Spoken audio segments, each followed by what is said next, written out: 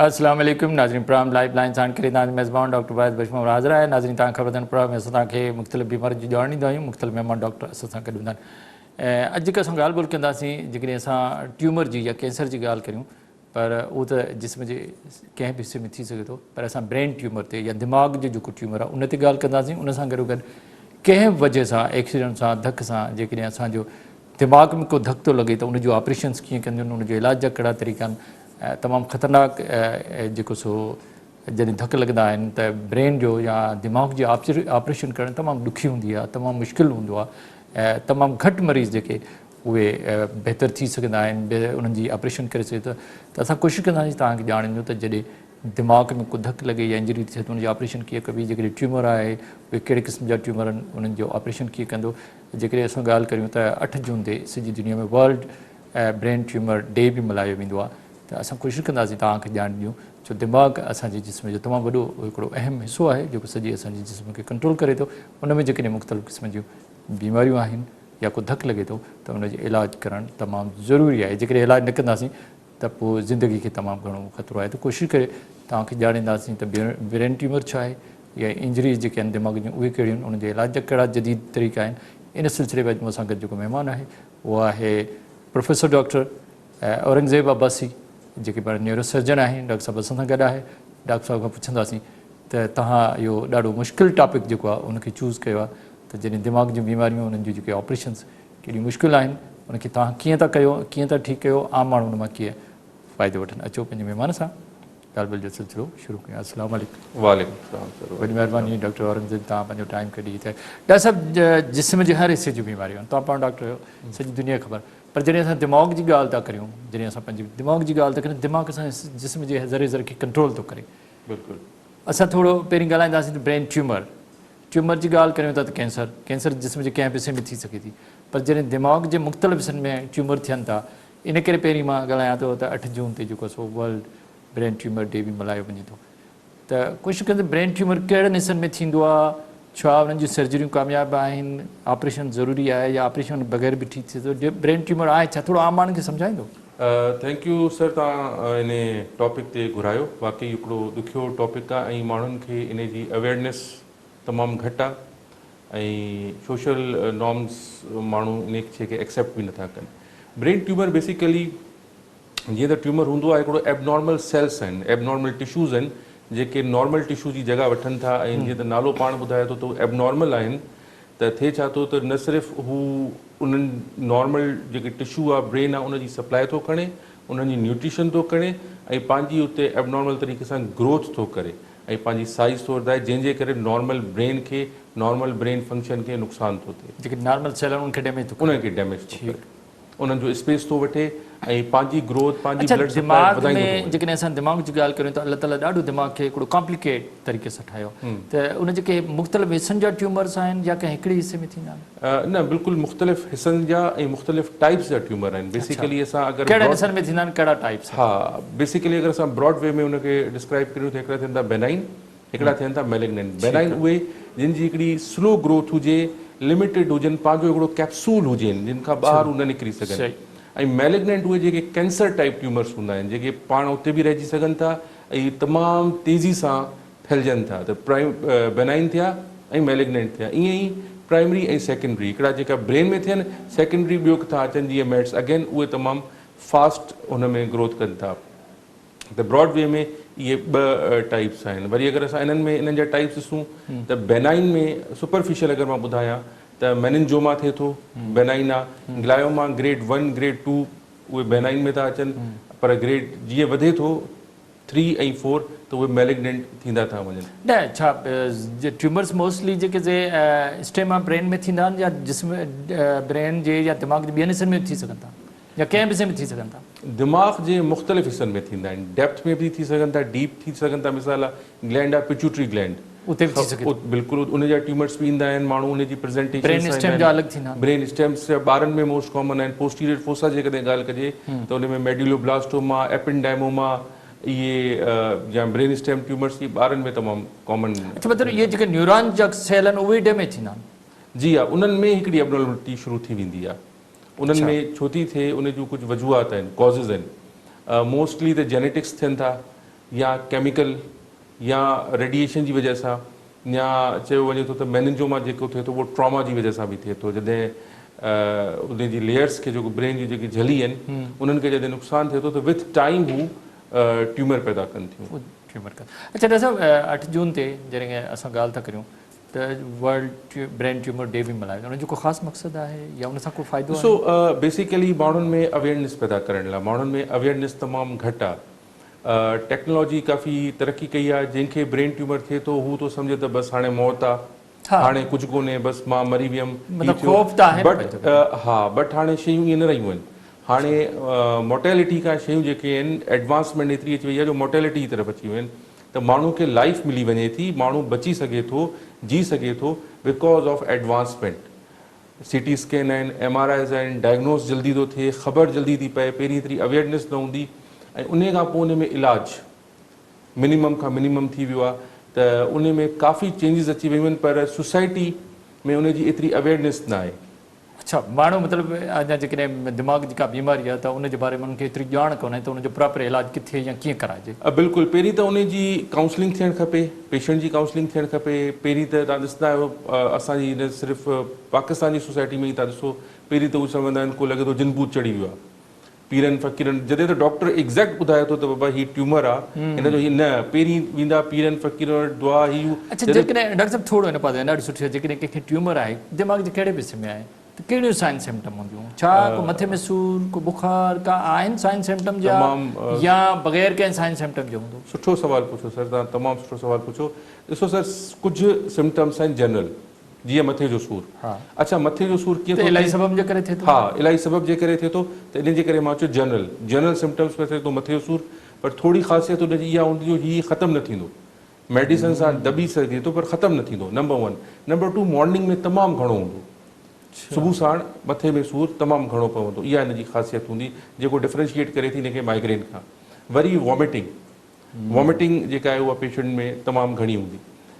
उन खां अलावा जेको आहे पेशेंट खे फिट्स पवंदा, फिट्स बि कंहिं वजूहात जी वजह सां पइजी सघनि था त इहे 3-4 जेके आहिनि कॉमन आहिनि। अच्छा फिट्स जेके हिन में पवंदा आहिनि मोस्ट कॉमन पार्शियल फिट्स पवंदा आहिनि ब्रेन ट्यूमर जी, हिकिड़ा हूंदा आहिनि कंप्लीट, हिकिड़ा हूंदा आहिनि पार्शियल, त हिन में पार्शियल घणा थींदा आहिनि। हाणे असां अचूं था ख़ासि शयुनि जी तरफ़। दिमाग़ जा मुख़्तलिफ़ हिस्सा आहिनि जंहिंमें फ्रंटल आहे, पराइटल आहे, टेम्पोरल आहे, ऑसिपिटल आहे। जॾहिं फ्रंटल में थींदो उन में माण्हू जी पर्सनैलिटी डिस्टर्ब थींदी, मेंटल स्टेटस हुनजो वेही रहंदो, अजीब अजीब ॻाल्हियूं कंदो, इमोशनल घणो थी वेंदो, एग्रेसिव घणो थी वेंदो। पराइटल एरिया आहे त हुन में सुनपनो ॾाढो थींदो, वीकनेस। कॉर्टिकल एरिया हुन में अचे थो हथ पेर जी कमज़ोरी, वीकनेस, शयूं तव्हां हथ में ॾींदो, हा चाबी ॾींदो, पेन ॾींदो, हू हुनखे सुञाणे न सघंदो, अखियूं बंदि करे त मुंहिंजे हथ में कहिड़ी शइ आहे, नमनिस रहंदी। टेम्पोरल में आहे त मेमोरी वेंदी, अगरि डोमिनेंट हेमिस्फीयर आहे त हुन में हुनखे ॻाल्हाइण में डिफिकल्टी थींदी, शयूं सम्झण में डिफिकल्टी थींदी। ऑसिपिटल एरिया जो थिए थो त नज़र, हुनजे हिकु पासे जी नज़र इफेक्ट थींदी। ईअं ई पिट्यूटरी आहे उन में बि नज़र पेशेंट जी वञे थी, हथ पेर जी साइज़ वधे थी ऐं जेके हार्मोन्स आहिनि उन में एबनॉर्मलिटी अचे थी, त थायराइड वग़ैरह जी, प्रोलैक्टिन जी बिल्कुलु उन्हनि जी अचे थी। ऐं इन ई क्रेनियोफेरेंजियोमा आहे, अक्सर ॿारनि में हूंदो आहे, उहे बि छा कंदा TV साम्हूं खां वेही ॾिसंदा, यूरिन उन्हनि खे बार बार ईंदो, त इहे डिफरेंट जेके ट्यूमर्स आहिनि उन्हनि जी प्रेज़ेंटेशन। जेको ब्रेन ट्यूमर कहिड़ी बि एज में थी सघे थो? जी हा, जिन्स खे थी सघे थो? ब्रेन ट्यूमर ईअं सम्झो त कंहिं बि एज में थी सघे थो, पैदाइश खां वठी डेथ ताईं, पर मुख़्तलिफ़ एजिस में मुख़्तलिफ़ ट्यूमर्स आहिनि। ॿारनि जा मुख़्तलिफ़ आहिनि, यूजली पोस्टीरियर फोसा में थियनि था, जीअं तव्हां ॿुधायो ब्रेन स्टेम में थींदा आहिनि, पोस्टीरियर फोसा में थींदा आहिनि, क्रेनियोफेरेंजियोमा उन्हनि जो कॉमन आहे। ओल्ड एज जी मिडिल एज अचे थी उन में ग्लायोमा कॉमन आहे, मेनिंजोमा कॉमन आहे, या पिट्यूटरी थी थो वञे। ओल्ड एज में वरी हाई ग्रेड ट्यूमर्स जेके थी सघे थो पहिरीं खां हुजनि पर एतिरो प्रेशर न पिया विझनि, को साइन सिम्टम, उहे हाई ग्रेड में कन्वर्ट थी वेंदा आहिनि। या ओल्ड एज में मेट्स तमामु घणा थींदा आहिनि। मेटास्टेसिस मतिलबु जिस्म जे ॿिए कंहिं हिसे में कैंसर आहे, उहा उते दिमाग़ में, हा जीअं लंग्स में थी वियो, बोन्स में थी वियो, जिगर में थी वियो, उहो वञी दिमाग़ ताईं पहुतो, उते वञी ब्लड जे थ्रू दिमाग़ में पहुतो ऐं उते हुन पंहिंजी ग्रोथ तमामु फास्ट ग्रोथ। अच्छा को फ़र्क़ु आहे मेल फीमेल में या सेम ट्यूमर थींदा? तक़रीबन मेल जो रेशो थोरो घणो आहे ऐं फीमेल जो बि ऑलमोस्ट कोई 1% ई फ़र्क़ु आहे, छो त सी ए ब्रेस्ट जी वजह सां फीमेल में घणो अच्छा थो तव्हां थिए। ॾाढी सवेर औरंगज़ेब ॾाढी ज़बरदस्त ॻाल्हि कई त अक्सर जॾहिं का दिमाग़ जी बीमारी हूंदी आहे या ट्यूमर आहे या कुझु बि आहे त पोइ जेको मरीज़ हूंदो आहे ॾाढो मायूस थी वेंदो आहे।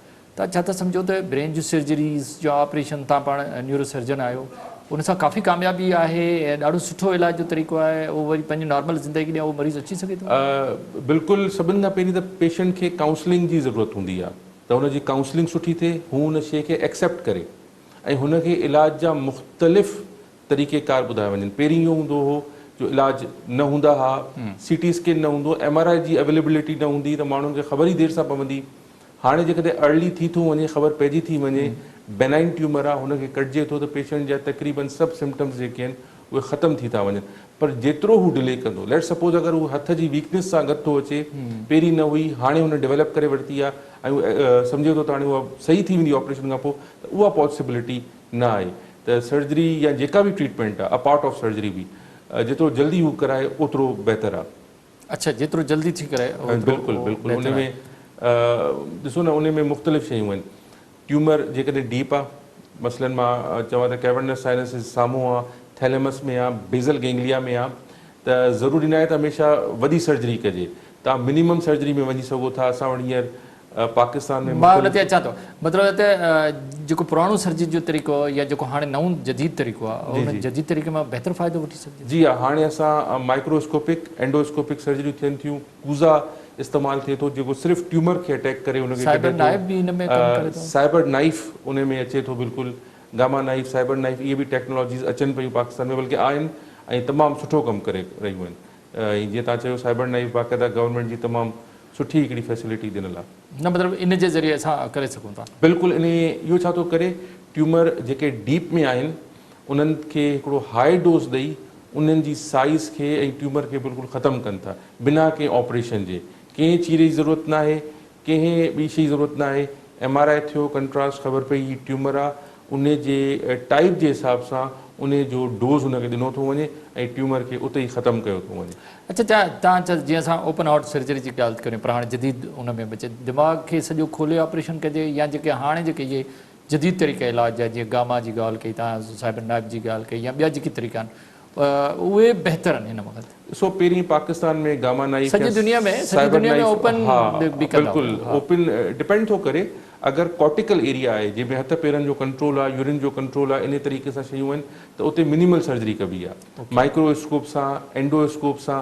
पर अगरि हुनजी डेप्थ वधे थी ऐं सर्जन इहो फील थो करे त न ओपन सर्जरी सां रिस्क घणो आहे, नुक़सानु वधीक थींदो, फ़ाइदो घटि थींदो, त पोइ हू गामा नाइफ ऐं साइबर नाइफ जी तरफ़ वेंदो आहे, पेशेंट खे उन जी तरफ़ काउंसलिंग कई वेंदी आहे। पर उन में बि हिकिड़ी ॻाल्हि आहे, कॾहिं कॾहिं बायोप्सी जी ज़रूरत पवंदी आहे जंहिंखे असां स्टीरियोटैक्टिक बायोप्सी चवंदा आहियूं, जेका ज़रूरी हूंदी आहे, जंहिंमें तमामु नंढिड़ो टुकड़ो वठंदा आहिनि, तमामु माइन्यूट सो ताकी डायग्नोस थी सघे, बायोप्सी थी सघे। कीअं कंदो आहे? मुश्किल न आहे? न, उन में तमामु ईअं सम्झो जीअं पंहिंजी साइज़ आहे एतिरो होल करे ऐं उन खां बि नंढी हिकिड़ी चिप अंदरि विझबी आहे ऐं ब्रेन जो जेको एबनॉर्मल हिसो आहे उनजो सिर्फ़ु नंढिड़ो टुकड़ो खणी अचिबो आहे। त उहा तमामु मिनिमल इन्वेसिव सर्जरी आहे जंहिंजे लाइ डायग्नोस ज़रूरी हूंदो आहे पेशेंट लाइ।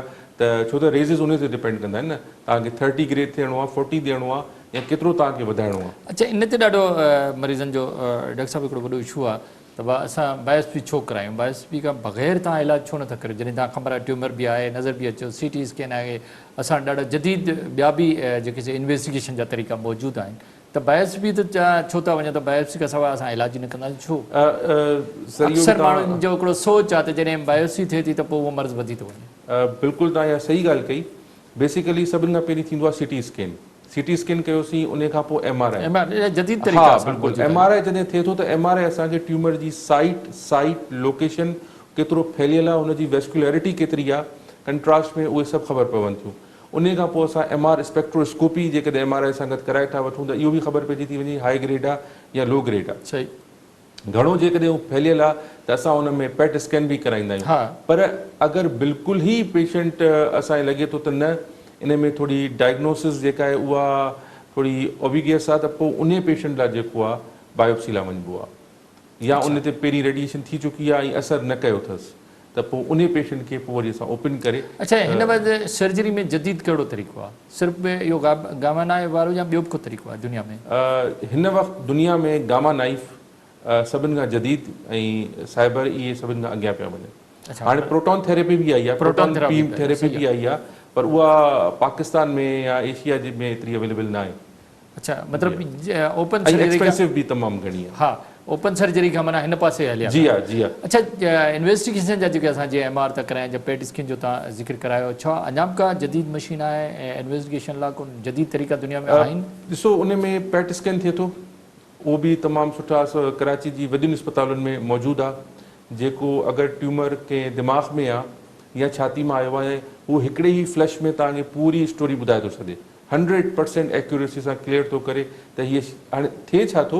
इन सां पेशेंट जी डायग्नोसिस ते वॾो फ़र्क़ु पइजी थो वञे, पेशेंट जा पैसा बची था वञनि, त असांखे पेशेंट खे खणी कीअं हलणो आहे, उनजो आउटकम छा आहे, छा इहो सर्वाइवल केतिरो आहे हिन मरीज़ जो।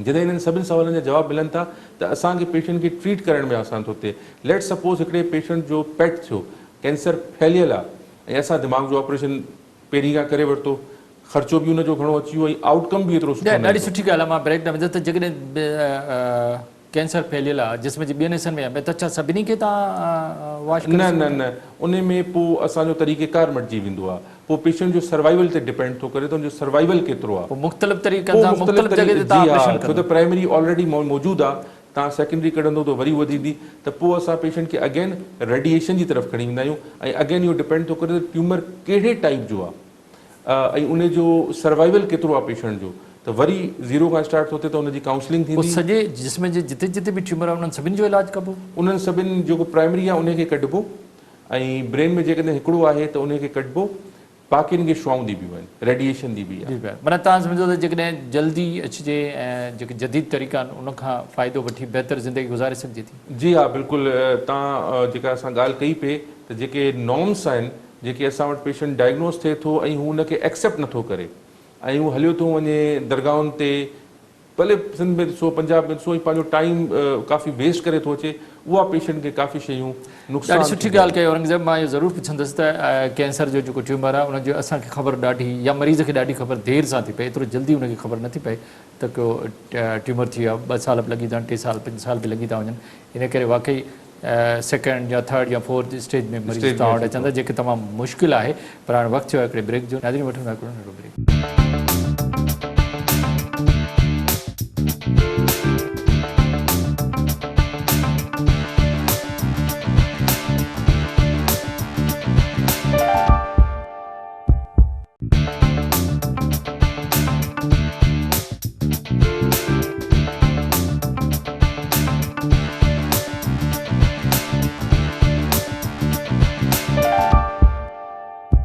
वेलकम बैक नाज़रीन जो पंहिंजे ॻाल्हियुनि जो सिलसिलो ॿीहर डॉक्टर प्रोफेसर औरंगज़ेब अब्बासी सां गॾु आहे, जेके न्यूरो सर्जन आहिनि। ॾाढी ज़बरदस्त असांखे ॼाण ॾिनो त ब्रेन ट्यूमर जा हिन जदीद साइंसी दौर में तमामु सुठो इलाजु मौजूदु आहे, पर शर्त आहे जल्दी अचो ऐं बहितरु तरीक़े सां हुनजो इलाजु कयो। अचो पंहिंजे महिमान सां ॻाल्हि ॿोल जो सिलसिलो शुरू कयूं। ऐं डॉक्टर साहिबु ॾाढी ज़बरदस्त तव्हां ॻाल्हि कई त असां वटि एॾा सुठा दुनिया में जदीद मशीनरूं या जदीद तरीक़े जो इलाजु इन्वेस्टिगेशन आहे, जंहिं हाणे असां दिमाग़ जा मुख़्तलिफ़ जेके बीमारियूं आहिनि उन्हनि जो इलाजु बि करे सघूं था ऐं बहितरु ज़िंदगी ॾियां मरीज़नि खे वठी था वञूं। थोरो मां ईंदुसि हिन पते जॾहिं पिचुटरी ग्लैंड जी तव्हां ॻाल्हि थो करे, जॾहिं उते ट्यूमर हुजे, जॾहिं उन में का कैंसर जो को ट्यूमर हुजे त इहो तमामु मुश्किल आहे। छा अहिड़ा मरीज़ ठीकु थी सघनि था? जी बिल्कुलु। जीअं त मां ॻाल्हि कई त हाणे असां मिनिमम इन्वेसिव सर्जरी कंदा आहियूं त उन में एंडोस्कोपिकली इन ट्यूमर खे कढियो वेंदो आहे ऐं कंप्लीट तरीक़े सां कढियो वेंदो आहे। ऐं जेकॾहिं उहो रहिजी बि वञे थो त बाद में जीअं त तव्हांखे ख़बर आहे हिते काफ़ी रेडिएशन्स मौजूदु आहिनि, त पोइ via synergy, via gamma knife, via cyber knife हुनखे ख़तमु करे सघिजे। अच्छा, पोइ हुनजा साइड इफेक्ट न पवंदा हुनजे साइड ते? छो त पिचुटरी ग्लैंड जी कॾहिं असां ॻाल्हि था कयूं त हुनजा ॿिया साइड जेके वारा जेके सेल्स आहिनि उहे बि त डैमेज थींदा? इहो बि तमामु बहितरीनु सर सां सवालु कयो। हिननि जेके थेरेपीज़ जा असां नाला खयां, इन्हनि जी ख़ूबसूरती इन में आहे त हीअ आसपास जे एरिया खे तमामु घटि नुक़सानु पहुचाईंदियूं। हिकिड़ी आहे कन्वेंशनल रेडिएशन, जेके तव्हां ॾिसंदा आहियो निमरा में, हिननि में उन्हनि में जेके असांखे मिलनि थियूं रेडिएशन्स, उहे कन्वेंशनल आहिनि। उहे वारनि खे बि साड़ीनि थियूं, स्किन खे बि नुक़सानु पहुचनि थियूं ऐं जीअं स्ट्रक्चर जे थ्रू गुज़रनि थियूं उनखे बि डैमेज कनि थियूं। कंपेरेटिवली ही सिर्फ़ु ऐं सिर्फ़ु जिते ट्यूमर आहे, उनजी जिते डेप्थ आहे, उन ते तमामु घणो हाई डोज ॾिनो थो वञे। उन खे ख़तमु कयो थो वञे। जेके उन सराउंडिंग वेसल्स आहिनि, नर्व्स आहिनि, या उन्हनि खे cells आहिनि, उहे preserve damage कयो नथा थो वञे, बिल्कुलु नॉर्मल सेल खे मतिलबु प्रिजर्व पिछड़े ग्लैंड खे बि ट्यूमर खां बचाए सघिजे थो। बिल्कुलु करे सघिजे थो। पर अहिड़ा मरीज़ ठीकु थिया आहिनि डॉक्टर साहब? बिल्कुलु ठीकु थिया आहिनि। उन्हनि जो टाइम लॻे थो, इट टेक्स टाइम, साल 1.5 साल, पर उन्हनि जी साइज़ में श्रिंकेज अचे थो। ये काफ़ी स्टडीज़ अच्छा पाकिस्तान डॉक्टर में साहब बि आहिनि। हिकिड़ो सुवालु अचे थो, जंहिं माण्हू खे फॉलेज थी वई कंहिं तरीक़े सां, इहो दिमाग़ जी बीमारी आहे, तव्हां छा उन्हनि जो सर्जरी सां इलाजु थी सघे थो या न? फालिज जो इलाज बिल्कुलु थी अक्सर इहो सघंदो। माण्हुनि जो सुवालु आहे, भई ऑपरेशन छो नथा करे जॾहिं दिमाग़ डैमेज थियो आहे? ॾिसो, फालिज थींदो आहे ॿिनि वजूहात जी वजह सां, आइदर हेमोरेज थियो आहे या स्ट्रोक थियो आहे। जेको बि फालिज, हुजे, हा, आम माण्हू त न सम्झंदो, इहो त डॉक्टर थो सम्झे। जेको हुन में स्ट्रोक थियो आहे, हा। अगरि हू अर्ली हॉस्पिटल वञे थो विदिन 8 आवर्स, त उन में हुनखे उन जा तमामु घणा चांस आहिनि त हू 100% रिकवरी करे वञे। उन खां पोइ रिकवरी का चांस घटि थी था वञनि। सेकेंड शइ इहा थी डिपेंड करे त अटैक सिवियर केतिरो थियो आहे, अटैक जी सिवियरिटी केतिरी आहे। हेमोरेजिक पेशेंट असां वटि ईंदा आहिनि, ब्लड दिमाग़ में एतिरो घणो नथो निकिरे, इनिशियल पेशेंट बेहोश हूंदो आहे, पर वक़्त सां बहितर थींदो वेंदो आहे। पर के एतिरा यंग पेशेंट बि ईंदा आहिनि, ब्रेन हेमोरेज थियो, सिवियरिटी तमामु घणी आहे ऐं हू सर्वाइव न करे सघंदा आहिनि, या के मॉर्बिडिटी सां उन्हनि पर अक्सर मां ॾिठो त जेकॾहिं असां ॻाल्हि कयूं फॉलेज में, ऑपरेशन न कंदा आहिनि सर्जन, छो? उन जो आउटकम एतिरो सुठो न हूंदो आहे, छो त पेशेंट असांजे हिन रीजन में हूअं बि आउटकम घटि आहे, मरीज़नि जी अमात थी वेंदी आहे, सर्जरी करे उनखे बहितर नथो करे सघिजे? न, सर्जरी करे उनखे बहितर नथो करे सघिजे, छो त जे ब्रेन में विदिन 8 आवर्स अगरि सर्जरी थिए थी त उनजी वेस्कुलरिटी खे तव्हां बहाल करे सघो था।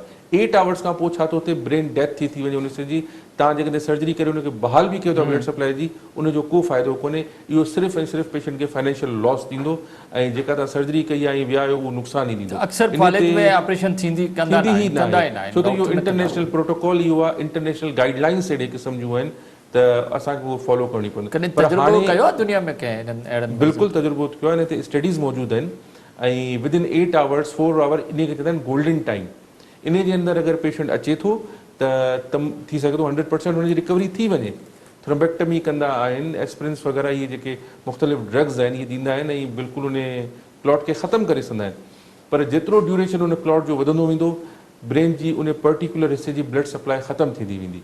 त इहो जेको फालिज जो अटैक आहे ऐं उन जी ट्रीटमेंट जो डिले थिए थो, इहो असां एशिया में घणो आहे, अंग्रेज़नि वटि एतिरो न आहे, because they know how to treat, ऐं पेशेंट जीअं अर्ली प्रेज़ेंट करे थो फौरन उनजो ट्रीटमेंट कयो थो वञे। अच्छा डॉक्टर साहब, थोरो हिन पासे ट्यूमर ते तव्हां ॾाढो सुठो ॿुधायो, हिन वटि जदीद तरीक़ा इलाज एॾो बहितर आहे जो ट्यूमर जा मरीज़ बहितर लाइफ पंहिंजी गुज़ारे सघनि था, इलाज बि कराए था। अच्छा, ब्रेन हेमरेज जी त ॻाल्हि थिए, पर जेकॾहिं एक्सीडेंट थियो, दिमाग़ में धक लॻो, को दिमाग़ जी जेके बि इंजरीज़ आहिनि उन्हनि जी बि का ऑपरेशन करे उन्हनि खे ठीकु करे सघिजे थो?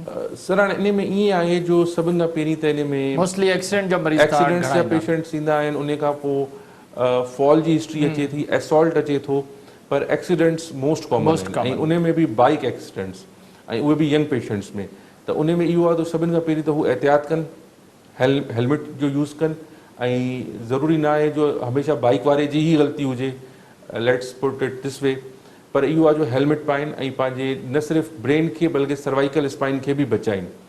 ठीकु आहे, पर अगरि अहिड़ा पेशेंट अचनि था त फौरन डेफिनेटली हू बेहोश थी था वञनि, त ऑन स्पॉट इहो कजे त हुननि खे साइड में लिटाइजे, ताकी अगरि हू वॉमिट कनि था त उहा वॉमिट हू एस्पायरेट न कनि, छो त उहो वरी मॉर्बिडिटी में अची वेंदो, को मॉर्बिड्स हुनजा वधी वेंदा, उनजी चेस्ट बिल्कुलु ख़राबु थी वेंदी।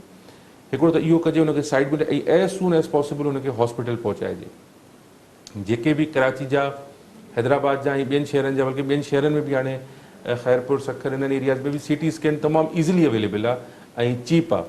उहा हिकिड़ी इन जी मेजर इन्वेस्टिगेशन आहे जेका थिए थी ट्रॉमा जे हवाले सां। फौरन CT स्कैन कजे, ब्रेन जूं मुख़्तलिफ़ इंजरीज़ आहिनि, जीअं त उन में मोस्ट एक्स्ट्रा ड्यूरल थो थिए, सब ड्यूरल थो थिए, डिफ्यूज़ एक्सोनल इंजरी थी थिए, कंट्यूजन थो थिए, त उन्हनि खे ट्रीट करण जा इलाज बि मुख़्तलिफ़। कहिड़ी ख़तरनाक आहे हिन में इंजरी सभ खां वधीक? सभिनि खां ख़तरनाक त हिन में सब ड्यूरल आहे, अक्यूट सब ड्यूरल जेको आहे, छो त उन सां मल्टीपल इंजरीज़ एसोसिएटेड थींदियूं आहिनि, सिवियर इंजरी आहे, ऐं मोस्ट कॉमन एक्स्ट्रा ड्यूरल थो थिए, ऐं उनखे एज़ सून एज़ पॉसिबल उन ब्लड खे कटिजे ताकी ब्रेन जो ICP मेंटेन करे सघिजे, त एक्स्ट्रा ड्यूरल जो ऑपरेशन कजे। पोइ अचे थो सब ड्यूरल, जेको सभिनि खां ख़तरनाक बि आहे। उनजी बि अगेंस्ट साइज़ खे ॾिसी, अगरि हू मिड लाइन शिफ्ट कराए पियो मोर देन 10 mm साइज़ खे ॾिसी उनजी बि सर्जरी कजे, ऐं उन खां पोइ रिकवरी में टाइम लॻे थो, बाक़ी डिफ्यूज़ एक्ज़ोनल इंजरी आहे, उन में ब्रेन जो प्रेशर ॾिसबो आहे। अगरि प्रेशर तमामु घणो आहे त असां छा कंदा आहियूं, जो ॿिन्ही पासे जा ब्रेन जा स्कल जा बोन हटाए सघंदा आहियूं। उन सां इहो थींदो आहे ब्रेन खे जेका स्वेलिंग थी आहे उनखे स्पेस मिली थो वञे, ऐं विथ टाइम जीअं जीअं स्वेलिंग घटिजे थी उहो बोन वापसि जो रखे। न त छो त ब्रेन तमामु नाज़ुक आहे, उन हॾी सां बिल्कुलु कंप्रेस थींदो, एडिमा जी वजह सां ब्लड सप्लाई ख़तमु थींदी, कॉर्टिकल एरिया खे नुक़सानु थींदो, ऐं पेशेंट जेको आहे परमनेंट डैमेज जी तरफ़ हलियो वेंदो या परमनेंट बेहोशी जी तरफ़ हलियो वेंदो, जंहिंखे असां वेजिटेटिव स्टेट चवंदा आहियूं। अच्छा डॉक्टर साहब, अक्सर जिन जे ब्रेन जी इंजरी जा मरीज़ जेके एक्सीडेंट में ईंदा आहिनि, मोस्टली जेके बि कंहिं बि एक्सीडेंट में अचनि, उन्हनि जी सर्वाइवल तमामु घटि आहे या उन्हनि जी सर्जरियूं तमामु घटि कामयाबु थिए थी, उन्हनि जो सबबु? उन्हनि जी बि वजह इहा आहे जो पेशेंट असां वटि लेट प्रेज़ेंट था कनि। अक्सर न वॾनि शहरनि में त विदिन आवर्स मरीज़ अची थो वञे। हिकिड़ो त सर अचनि लेट था, ॿियो 3 हॉस्पिटल में घुमनि था, हिकिड़ी में विया फैसिलिटी न आहे, ॿी में आया या जीअं असां वटि उते प्रेज़ेंट कयूं। सेकेंड इहो आहे जो हुननि जो जेको डैमेज थियो आहे उनजी सिवियरिटी केतिरी आहे। ब्रेन जेका इंजरी थी आहे उहा सिर्फ़ु हिकिड़े पर्टिकुलर एरिया में नथी थिए, उहा ॿियनि एरियाज़ खे बि इन्वॉल्व करे थी, कंट्रालैटरल ऑपोज़िट साइड खे बि इन्वॉल्व करे थी। ब्रेन जो जेको पेरेनकाइम आहे, जेको मास आहे, उनजे अंदरि बि ब्लीड थिए थो, ऐं जिथे जिथे ब्लीड थिए थो उते उते सिवियरिटी थिए थी। ऐं ॿियो सर्जन्स जी अवेलेबिलिटी, न्यूरो सर्जन्स जी अवेलेबिलिटी बि घटि हूंदी आहे, कॾहिं कॾहिं सर्जरी बि डिले थी वेंदी आहे, त उहो बि हिकिड़ी वजह आहे। त जॾहिं बि अहिड़े क़िस्म जूं इंजरीज़ हुजनि त सर्जन खे फ़ौरन हिकिड़ो डिसीजन वठिणो हूंदो आहे, either to go for surgery or not to go for surgery. ऐं जॾहिं बि उहो सर्जरी जो डिसीजन खणे थो त उहा एज़ सून एज़ पॉसिबल थी सघे त बहितरीनु आहे। बहितरीनु आहे, जेतिरो जल्दी थी। जी हा। अच्छा, छा जेके ब्रेन इंजरीज़ में साइबन आहे, गामन आहे या अहिड़े क़िस्म जी जेके असां जेके तरीक़ा आहिनि इलाज जा, उन सां को फ़ाइदो वठी सघूं? न, ब्रेन इंजरी जेको आहे उहो अक्यूट आहे, उन में ब्रेन खे ट्रॉमा थियो आहे, ऐं इहे जेके बि गामा नाइफ आहे, साइबर नाइफ आहे, इहो सिर्फ़ु ऐं सिर्फ़ु ट्यूमर जे लाइ आहिनि, इहे ट्यूमर ते असरु कंदा आहिनि, ऐं ट्रॉमा में हिननि जो को रोल न आहे। अच्छा, को रोल आहे, मतिलबु असांखे ओपन सर्जरी। ट्रॉमा में बेसिकली असांखे दिमाग़ जो जेको प्रेशर आहे उहो मेंटेन करणो हूंदो आहे, जंहिंखे असां ICP चवंदा आहियूं, इंट्रा सेरेब्रल प्रेशर। उन खे मेंटेन करण लाइ, छो त हिकिड़ी फोर्थ शइ अची वई आहे, ब्लड अची वियो आहे या एडिमा अची वई आहे, उनखे कंहिं बि तरीक़े सां असांखे रिड्यूस करणो आहे, ऐं उन रिडक्शन जो तरीक़ो इहो ई आहे त तव्हां बोन खोलियो ऐं उन ब्लड खे कढो, या उन एडिमा खे ख़तमु करण लाइ बोन फ़िलहालु फॉर 2-3 वीक्स या मंथ्स हुनखे हटाए छॾियो। इहो तरीक़ेकार आहे त तव्हां हुनखे बचाए सघो था। अच्छा, प्रेशर जेकॾहिं नथो घटे त तव्हां सर्जरी न कंदो? प्रेशर जेकॾहिं घटाइणो आहे त सर्जरी असांखे करणी पवंदी, पर जेकॾहिं असां अज़्यूम कयूं था या असांखे लॻे थो त पेशेंट जी कंडीशन बहितर थी थींदी वञे त पोइ असां उनखे न हटाईंदा आहियूं। न, अक्सर डॉक्टर चवंदा आहिनि कॾहिं कॾहिं त भई प्रेशर एतिरो वधियल आहे जो असां फौरन ऑपरेशन में नथा वञणु चाहियूं, छो? न, अहिड़ी सिचुएशन त कॾहिं न आई आहे, छो त जॾहिं बि प्रेशर वधियल हूंदा त पोइ सर्जरी करणु मस्ट आहे। उनखे घटाइण लाइ तव्हांखे बिल्कुलु ब्रेन जी जेका स्कल आहे उनखे हटाइणो ई पवंदो, ताकी जेका सोज आहे उनखे स्पेस मिले। अच्छा, कॾहिं कॾहिं डॉक्टर चवंदा आहिनि भई जेसि ताईं मरीज़ कुझु बहितर न थींदो त असां सर्जरी न कंदासीं, उनखे ब्रेन इंजरी आहे, कहिड़नि सबबनि जे करे चवंदा आहिनि न फ़िलहालु न, हीउ मरीज़ ठीकु थिए, कुझु बहितर थिए त पोइ असां ऑपरेशन कंदासीं? हा, कॾहिं कॾहिं ईअं हूंदो आहे जो ब्रेन स्टेम में इंजरी अची वेंदी आहे, ऐं ब्रेन स्टेम या कुझु ब्रेन जा ब्रीदिंग वारा एरिया, मेडुला वग़ैरह अहिड़ा हूंदा आहिनि जिन में इंजरीज़ परमानेंट हूंदियूं आहिनि, पोइ उन्हनि खे अटेंडेंट खे कुझु टाइम ॾिनो वेंदो आहे, त छा आहे जो उते अप्रोच कंदे कंदे असां एतिरो फ़ाइदो न ॾींदासीं जेतिरो नुक़सानु ॾींदासीं, त पोइ उन में हूंदो आहे वेट एंड वॉच। त वक़्त सां गॾु कुदरती तौर ते उते जेतिरी सोज ऐं ब्लड घटिबो विबो, पेशेंट इम्प्रूव कंदो वेंदो पंहिंजो पाण। पर जेकॾहिं असां सर्जरी करे उनखे अप्रोच कयो त असां नुक़सानु वधीक ॾींदासीं ऐं फ़ाइदो घटि ॾींदासीं। अच्छा, कुझु अहिड़ा सीवियर मरीज़ हूंदा आहिनि हेड इंजरी जा या एक्सीडेंट जा, जिन जे लाइ चवंदा आहिनि बसि असां ऑपरेशन बि नथा करियूं, मोस्टली डॉक्टर हॉस्पिटल चवंदा आहिनि इंतज़ारु करियो, पोइ भले या त उहो अमवात थी वञे या पाण बचे, इंतज़ारु छो कराईंदा आहिनि? फौरन ज़ाहिर आहे उहो आहे क्रिटिकल कंडीशन में, त सर्जरी में वञणु घुरिजे, छो? ॾिसो, उन में असांजो हिकिड़ो स्कोर हूंदो आहे ग्लास्को कोमा स्केल। उन में छा ॾिसंदा आहियो? उन में असां पेशेंट जो होश जो लेवल ॾिसंदा आहियूं। अच्छा, अगरि 15 हिकिड़ो नॉर्मल स्केल आहे जेको तव्हांजो मुंहिंजो या जेके माण्हू आहिनि उन्हनि जो आहे होश जो लेवल, कॉन्शियस लेवल, त थोरो धकु लॻे थो त 13 ते अचे थो, उन खां घणो लॻो त उहो होश जो लेवल 10 ते अचे थो, 8 ते अचे थो त पेशेंट सफ़ा बेहोश हूंदो आहे ऐं हुनखे ETT ट्यूब जी ज़रूरत पवंदी आहे, ऐं उन खां हेठि अगरि अचूं 3 थिए त पेशेंट डेथ हूंदी आहे। ट्रामा जो पेशेंट आयो आहे, असां हुनजो GCS असेस कयो त पापा हिन जो होश जो लेवल केतिरो आहे, इन जा प्यूपिल केतिरा डायलेट आहिनि।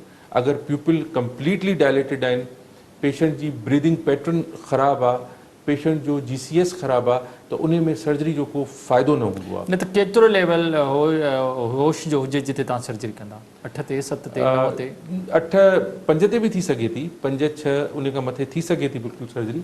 प्यूपिल डायलेटेशन केतिरी आहे उन ते, ब्रीदिंग पैटर्न केतिरो आहे। मल्टीपल इंजरी जो पेशेंट, बैड ब्रीदिंग, सुठी ब्रीदिंग न अथसि हुनजी, ऐं जेको आहे सो प्यूपिल ॿई डायलेट आहिनि, ऐं जॾहिं असां CT स्कैन ॾिसूं था उन में सिवियर इंजरी आहे ब्रेन खे, एडिमा बि आहे, ॿिनी पासे ब्लीड थियो आहे, त उन जो आउटकम एतिरो सुठो न हूंदो आहे।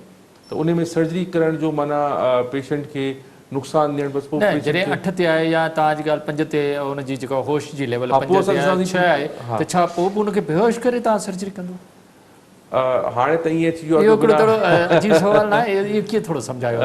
अवेक सर्जरी हाणे इन में थींदी आहे, ॿाहिरि जूं बि रिसर्चिस आहिनि। असां बि पंहिंजे दौर में JPMC में जेके ट्रामा जा पेशेंट हूंदा उन खे लोकल जे अंदरि विदाउट कंप्लीट GA सर्जरियूं कयूं ऐं उहे कामयाबु थियूं, पेशेंट बिल्कुलु उन में बचिया बि सही, लेकिन उहो बिल्कुलु एक्सट्रीम कंडीशन्स में करिणो पवंदो आहे, जॾहिं मरीज़ सफ़ा क्रिटिकल हुजे ऐं एनेस्थीसिया या ॿी कंहिं शइ जी अवेलेबिलिटी असां वटि न हुजे त फ़ौरन असां उनखे OT में। न त हूअं उन्हनि खे बि एनेस्थीसिया ॾींदा आहियो मरीज़नि खे?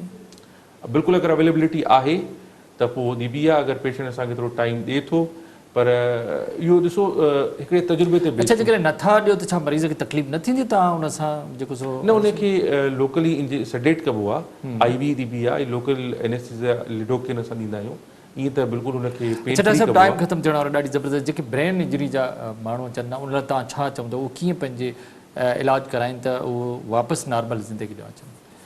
सभिनि खां पहिरीं अगरि जिन जो ऑपरेशन थिए थो ऐं हुननि खे का डेफिसिट हुननि में अची थो वञे या को हुननि खे नुक़सानु थिए थो, त सभिनि खां पहिरीं तो पंहिंजो लाइफ स्टाइल चेंज कनि। न, उते ठीकु थी कीअं अचे? उते डॉक्टर कहिड़ी कोशिशि कंदा उहो मरीज़ जेको क्रिटिकल कंडीशन मां निकिरी अचे, बहितर अचे, पंहिंजी नॉर्मल ज़िंदगी ॾियां वापसि अचणु शुरू करे? ड्यूरिंग तव्हां पर ऑपरेटिव जी माना जेॾीमहिल एमरजेंसी एडमिट आहे उतां कीअं डॉक्टर हुनखे रिहेबिलिटेशन असां हुनजी कराईंदा आहियूं, काउंसलिंग कराए रिहेबिलिटेशन। हाणे ज़रूरु अगरि हुनखे को नुक़सानु थियो आहे त अगरि हू नथो ॻाल्हाए सघे त हाणे असां वटि स्पीच थेरेपीज़ थींदियूं आहिनि, हुनखे स्पीच थेरेपी कराइबी आहे, फिजियोथेरेपी हुनजी कराइबी आहे, स्पीच थेरेपी कराइबी आहे। जेको हुनखे नुक़सानु थियो आहे उन हिसाब सां हुनखे उहे सहूलियतूं ॾिबियूं आहिनि ताकी हू नॉर्मल लाइफ जी तरफ़ अचे। ऐं अगरि हू अहिड़ो बिज़नेस कंदो, मिसाल आहे जेको हाणे उहो ऑक्यूपेशन नथो करे सघे, त हुनखे डिफरेंट क़िस्म जा प्रोफेशन्स ॿुधाए पाइनि जेके हू एडॉप्ट करे सघे। सुठो डॉक्टर औरंगज़ेब, तव्हां असांखे ॼाणे तव्हांजो मैसेज छा हूंदो, पैगाम छा हूंदो पंहिंजे माण्हुनि खां? छो त तव्हां ट्रॉमा जी ॻाल्हि कई आहे ऐं ट्रॉमा ते एंड थी आहे ॻाल्हि, त मां इहो ई चाहींदुमि त सभिनि खां पहिरीं त जेके माण्हू बाइक हलाइनि था हेलमेट पाइनि, पंहिंजी सिहत जो ख़्यालु रखनि, छो त अक्सर इहो जवाननि में थिए थो ऐं हू भले जवानी जे जोश में इहो कमु कनि था, पर पोयां उन्हनि जे माउ पीउ आहिनि, फैमिली आहे जेका उन्हनि ते डिपेंड थी करे, त उन्हनि खे पंहिंजो एहतियात करणु खपे। ॿिए चकर जेको असां ॻाल्हि कई ट्यूमर ते, त जेके बि अहिड़े शयुनि में अचनि था जिन खे ब्रेन ट्यूमर थिए थो, त डेफिनेटली ब्रेन ट्यूमर लाइलाज न आहे। पाकिस्तान में उनजो बहितरीनु इलाजु मौजूदु आहे ऐं हू बिल्कुलु उन तरफ़ अचनि ऐं एज़ सून एज़ पॉसिबल पंहिंजो ट्रीटमेंट वठनि। वॾी महिरबानी डॉक्टर औरंगज़ेब अब्बासी, तव्हां सां तव्हांजी वॾी महिरबानी। नाज़रीन, असांजे मौज़ूअ महिमान डॉक्टर औरंगज़ेब अब्बासी सां गॾु न्यूरो सर्जन जंहिं ॾाढी ज़बरदस्त ॻाल्हि कई त जेके ब्रेन ट्यूमर उनजो जदीद साइंसी हिन दौर में ॾाढो सुठा इलाज जा तरीक़ा मौजूदु आहिनि ऐं उन सां गॾो गॾु जेकॾहिं ब्रेन इंजरी आहे पहिरीं त पंहिंजो एहतियात करियो त को दिमाग़ खे धक न लॻे या क्षरण न थिए, पर जेकॾहिं थिए थो त जदीद तरीक़े इलाज जा ॾाढा सुठा तरीक़ा आहिनि, पर जॾहिं दिमाग़ खे घणो नुक़सानु थो पहुचे त पोइ सर्वाइवल तमामु मुश्किल आहे। जेकॾहिं मरीज़ बची बि वञे थो पर उनजी ज़िंदगी नॉर्मल अचणु ॾाढी मुश्किल आहे, तंहिंजे करे एहतियात करियो ऐं एहतियात सां गॾो गॾु इलाज बि ज़रूरी आहे। डॉक्टर साहिब जिन ॻाल्हियुनि ते असां अमल कयो त असां बहितरीन सुठी ज़िंदगी गुज़ारे सघूं था। इन ते प्रोग्राम लाइफ लाइन जो वक़्तु पूरो थियो। पंहिंजे मेज़बान डॉक्टर वाहिद बशमौर खे इजाज़त ॾींदा। अल्लाह हाफ़िज़।